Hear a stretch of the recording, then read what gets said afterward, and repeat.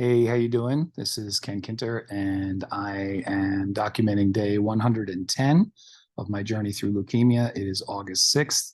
Once again, I have lied to you about when I'm going to record. It's been a little exciting lately, some bad, mostly good, but I've been very busy and not been good at the recording thing, so I apologize for that. Um, Last week specifically was a really big week in that um, my blood work numbers were not particularly great. So they pushed back my admission. I was supposed to go in, do pre-admission testing tomorrow, and then go in Tuesday. However, the numbers were a little shaky, not the immune system numbers, but oxygen numbers. So I felt very tired, lots of naps, all that kind of stuff. And starting to get worried about symptoms recurring and all that kind of stuff. However, I was only supposed to have a clinic appointment on Tuesday, but they scheduled another one for Friday so that I could get checked out.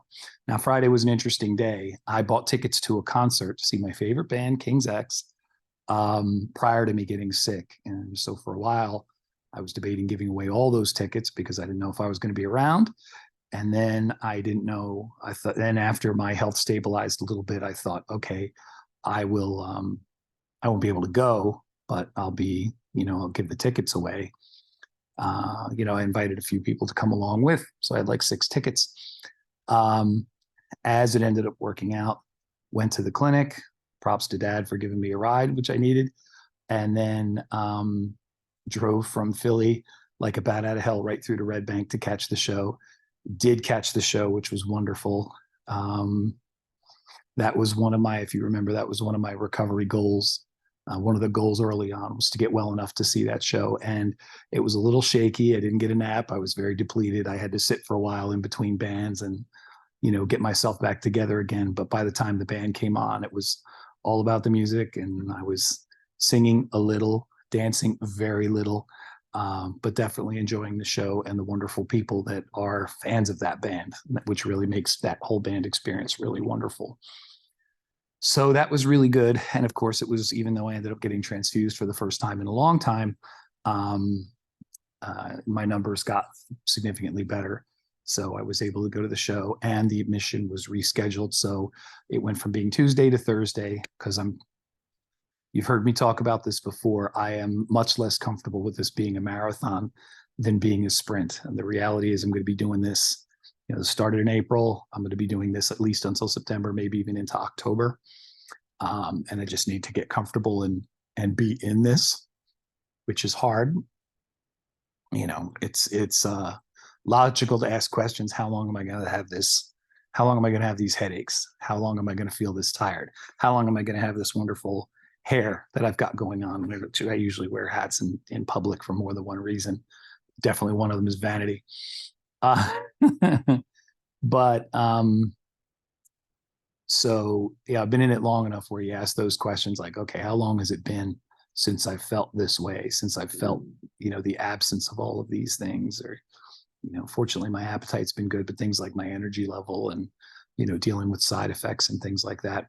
And just feeling, there are a couple words that I have learned to hate of late. I hate the word fragile.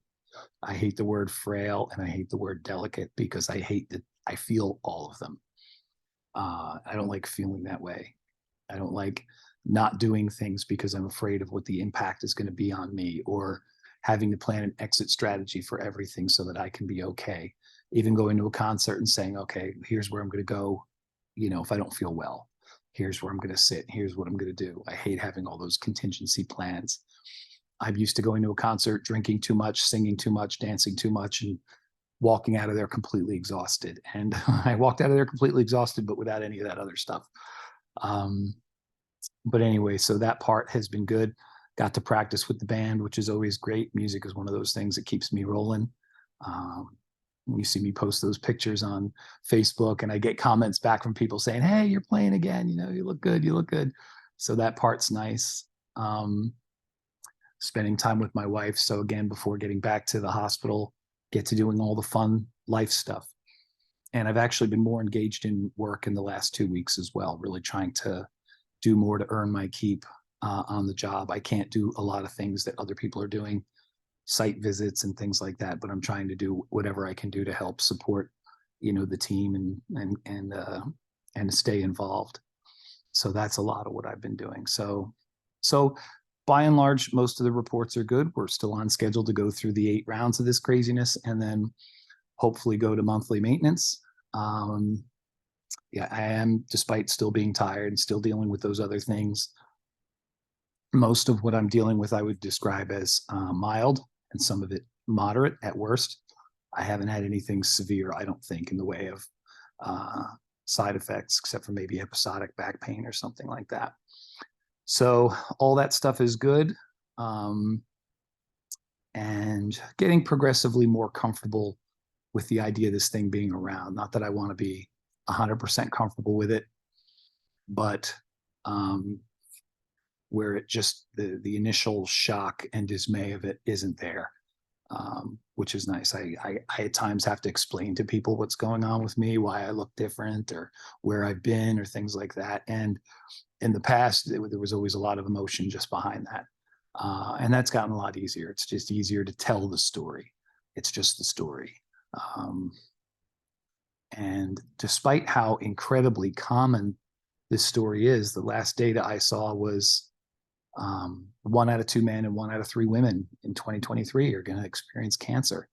It's amazing how common it is. So there are so many people out there that have experienced it already. So I'm finding a lot of kindred spirits and fellow survivors out there, and everybody's supportive and everybody's wonderful.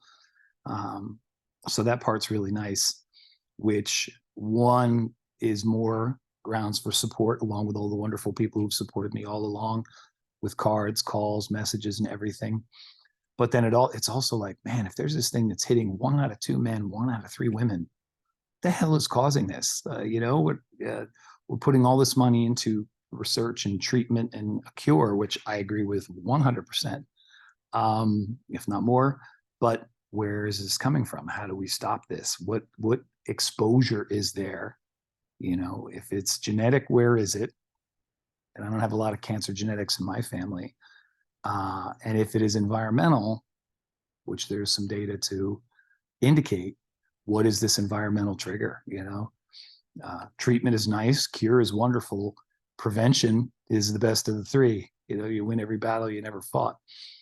So I don't know, that's kind of interesting where that is. But as far as things are today, the fight continues.